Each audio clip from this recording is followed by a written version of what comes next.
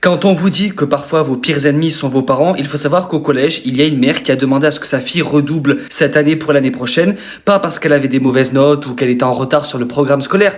Non, mais parce que je cite, je veux pas qu'elle soit avec ses copines l'année prochaine. Sa mère a dit, j'ai pas envie qu'elle soit avec ses copines, elle commence à rigoler, à vouloir sortir, elle va pas travailler, je le sais d'avance, je la connais. Ce qui fait qu'au début, du coup, on a fait une réunion avec le CPE, le prof principal, notre enseignant et moi j'étais là. Et au début, ils ont tous dit, écoutez, non, madame, on va pas faire redoubler votre fille. Elle a eu 12,5 de moyenne sur toute l'année. Certes, c'est pas exceptionnel, mais c'est pas non plus au point de devoir redoubler. Et de là, t'as sa mère qui, avec sa fille, du coup, elle était à côté. Elle a commencé à rougir, à être morte de honte. Elle a commencé à nous déballer sa vie, à nous dire Non, mais écoutez, vous comprenez pas la situation. La situation, c'est que ma fille, tous les jours, elle rentre, elle est sur les réseaux sociaux, elle mange des bonbons, elle mange des gâteaux, et elle fait que ça de la journée. Ah, elle fait que ça de la journée. Et puis elle révise pas, je l'ai jamais vue faire ses devoirs. Elle préfère juste bouffer et dormir. Et donc, elle se retourne vers sa fille et lui dit ah, ça se voit que tu connais pas le prix des gâteaux, hein. Ça se voit que c'est pas toi qui fais le ménage, qui fais ton lit tous les soirs. Moi, j'étais gêné pour elle, parce que de 1, heureusement que ta fille ne paye pas des gâteaux, parce que c'est ta fille en fait. Genre, elle a pas demandé à être là. De 2, vous n'avez pas besoin de nous raconter sa vie. De 3, elle a pas besoin de redoubler. Elle n'a pas besoin de redoubler. Elle avait plus que la moyenne. Quand le prof principal a dit non, mais vraiment, j'insiste pour vous dire que c'est non, qu'on va pas la faire redoubler parce que aujourd'hui c'est rare de redoubler. Elle a commencé à nous dire que sa fille utilisait ChatGPT. Elle lui a dit non. Mais vous savez que parfois elle triche, elle avait triché pour un DM de maths